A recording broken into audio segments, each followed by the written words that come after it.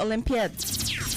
At para sa detalye ng balita, umpisahan natin sa lagay ng panahon. Dating bagyong Maymay, isa ng LPA. Habagat pinaiigting pa ang Typhoon Dolphin.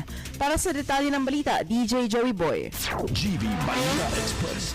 DJ Frankie, mga ka-vibes, humina na nga at isa na lamang low pressure area o LPA ang dating tropical depression na si Maymay. Ayon yan sa Philippine Atmospheric Geophysical and Astronomical Services Administration o PAGASA. Sa kanilang weather bulletin kaninang alas 2 ng madaling araw, pinabi ng PAGASA na ang LPA ay nananatili pa rin sa loob ng Philippine Area of Responsibility. Huling namataan ang sentro nito sa layong 545 kilometers silangan ng Etchage, Isabela, at ayon pa sa State Weather Bureau, mababa na ang posibilidad na muli itong lumakas bilang tropical depression sa loob ng susunod na 24 na oras.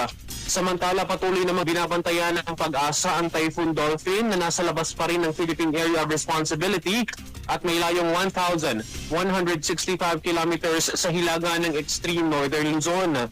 Taglay nito ang pinakamalakas na hangin umaabot sa 140 kilometers per hour, may pagbugsong hanggang 170 kilometers per hour habang kumikilos sa hilagang kanluran sa bilis na 20 kilometers per hour. Bagamat nasa labas ng bansa ang bagyo, inaasahang lalo nitong palalakasin ang southwest monsoon o habagat na magdadala ng paminsan-minsan hanggang sa malalakas na pag-ulan sa iba't ibang bahagi ng bansa sa mga susunod na araw.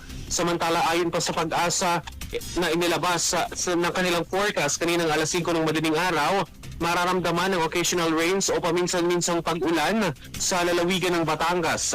Ang temperatura ay maglalaro mula 25 hanggang 28 degrees Celsius, samantalang katamtaman hanggang sa malakas na hanging habagat at katamtaman hanggang sa maalon naman ang magiging kondisyon ng karagatan. Para sa GB Balita Express, ito si DJ Joey Boy sa GB 99.9, Your Good Vibes. At face